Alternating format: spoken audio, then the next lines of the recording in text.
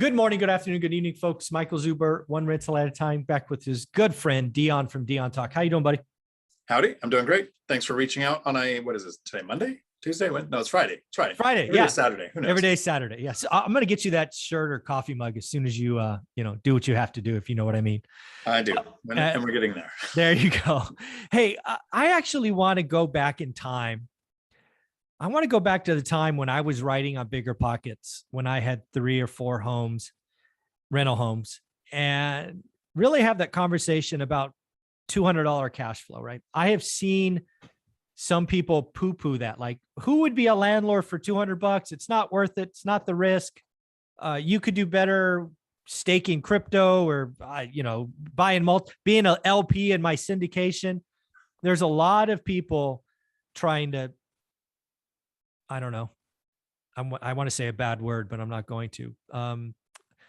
Dissing $200 cash flow on a rental home.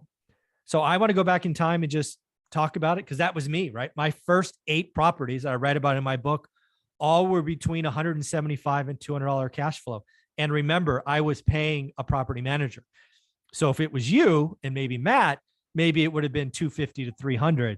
But that's all I could get because I was all over the world, didn't have time, all of that. So I want to really go back and just ask you, I mean, is $200 cash flow just, it's not worth it? Or when you see those, what do you think?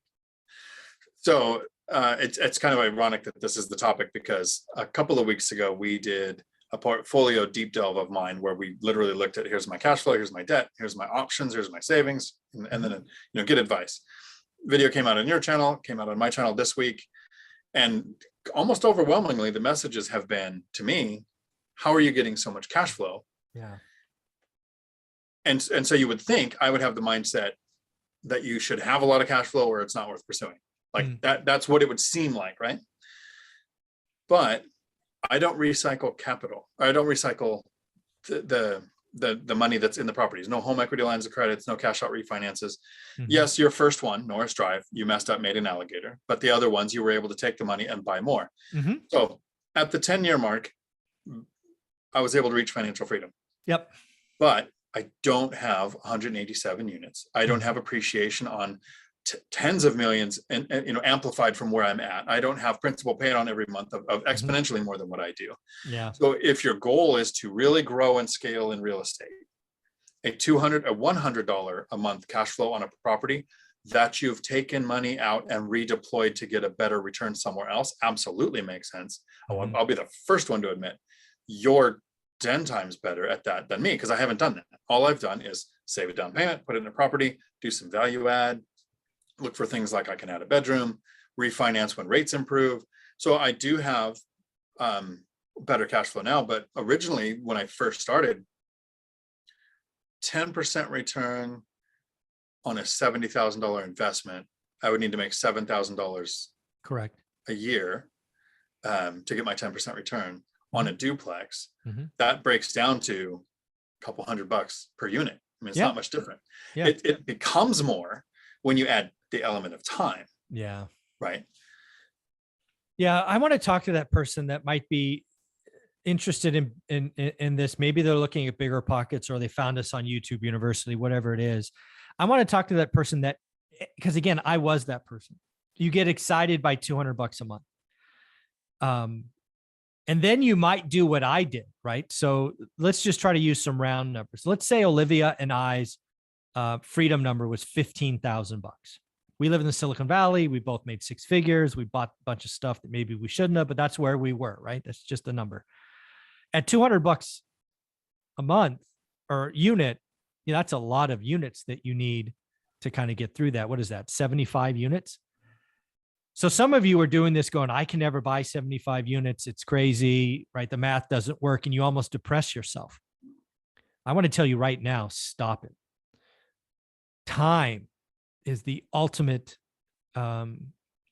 lever or fulcrum in this story.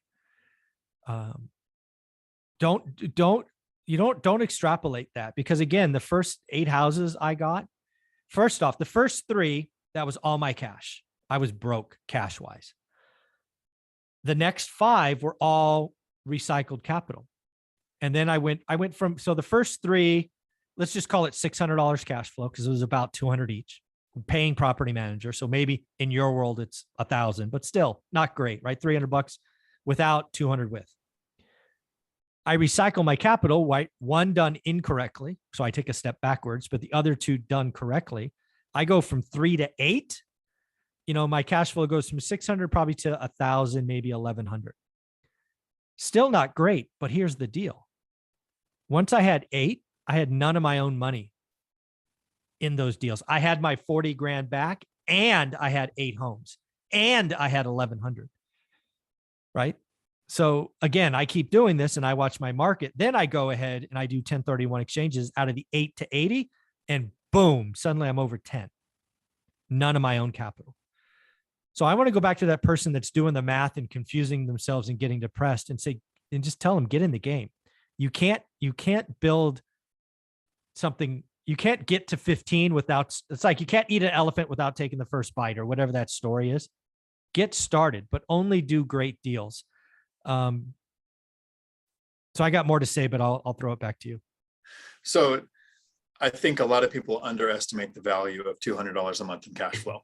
Yes. Because they're thinking, I make 6,000 or I make 10,000. But when you start going with your disposable income and how many hours are you actually spending to buy your kid a $200, $400, whatever, money that comes in that you don't have to sell your life for 1 hour at a time. Exactly. That is profit, which means it goes right to the disposable income line, which means investing money too, right? So the income snowball doesn't happen in year 5 without year 1. You have to have that year where it feels like my first 2 years of investing, literally for 2 years, all I did was save and work on credit score. 2 years of and learn a market, figure out single family didn't work.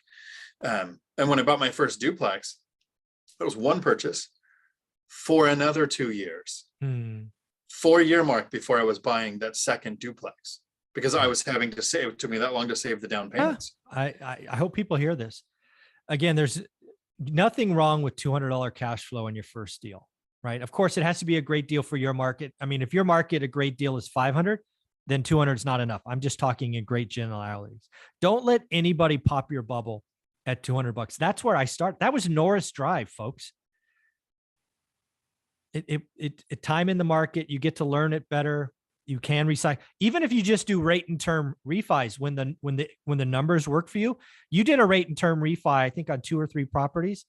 What a rate and term means, you didn't take any money, but you did whack the rate. And then of course you extended the term back to 30 years. How much did your cash flow go up just by executing rate and term refis? I mean, just and not taking any money out, just going, hey, the rates look better now. Yeah. Each one was over $250 per property when I did it. All to the bottom line. Correct. And just from the refis, then add the rents went up again, right? Because time passes and we print 30% of all of our currency in the last year and a half. So the dollar's losing value versus properties. So rents just can keep going up. Time is the factor that people really need to consider. And when you buy that first property, you're getting a lot more than the cash flow. Most of us start this journey, especially now with YouTube University. I have to pick a strategy. So I'm going to watch a whole bunch of BRRRR videos, a whole bunch of flipping videos, a whole bunch of wholesaling, a whole bunch of buy and hold, a bunch of short-term, long-term, like you're narrowing down the strategy and you want to get it perfect. So Apple, fairly successful company, right? Yeah, they're doing okay. Okay. This iPhone 13. Exactly. That means they've had 12 issues that they didn't like to get to the one that they have out now, which will be replaced with the one that gets better. If they didn't make that first iPhone, they wouldn't be here. You need to get that first rental to figure out, how do I find a handyman? How do I screen tenants? Actually doing those actions will make you better at the next deal.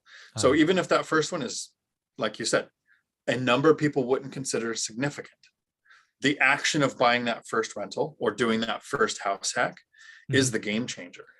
Yeah, you got to get in the game. That's where I wanted to kind of close this out with is I want to acknowledge the people that say $200 your one turn from going, having a negative year. You're right.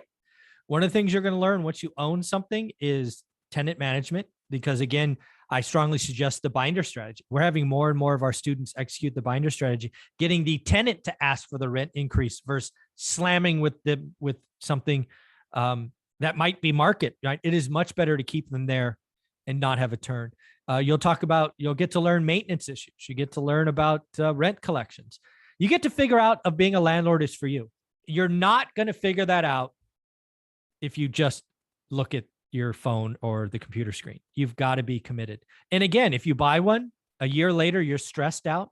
Let me just be the guy to tell you, just sell it. No investment, including single family homes or dupes or quads or apartments, should stress you out.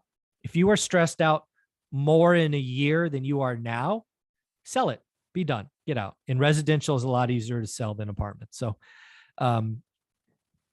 I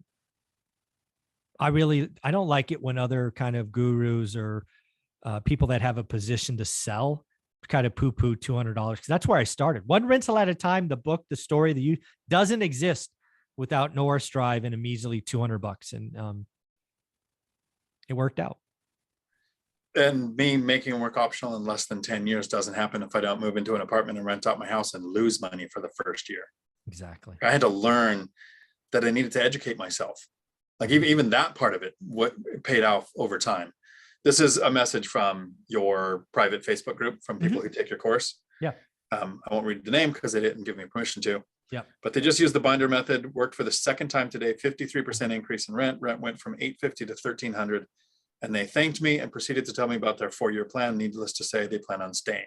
So no tenant turnover, happy tenants, 53% rent increase. Makes it very easy to take that $100 or $200 a month cash flow property a couple of years later, use the binder strategy and turn it into what people would call a phenomenal deal. Yeah, it's again, I'm talking my general story, one rental at a time, is for the full-time employee looking to make, again, for me, it's steps, right? I can help you I can help you have a better financial future. I can help you make work optional. I can help you get legacy wealth, but you don't jump from here to here. There are steps, and it requires work, effort. It requires being around other positive people. What I love about the private Facebook group is not only are people sharing wins like that, acknowledging the people that helped them, but all the experts are in there as well, kind of commenting. So it's the happiest place on the internet. Dion, where can people find you? Let's wrap up with, you are going to be alive in 5 years. Start investing like it today. And you can find me right here on YouTube, Dion Talk Financial Freedom. Awesome. Thanks, buddy. Ciao.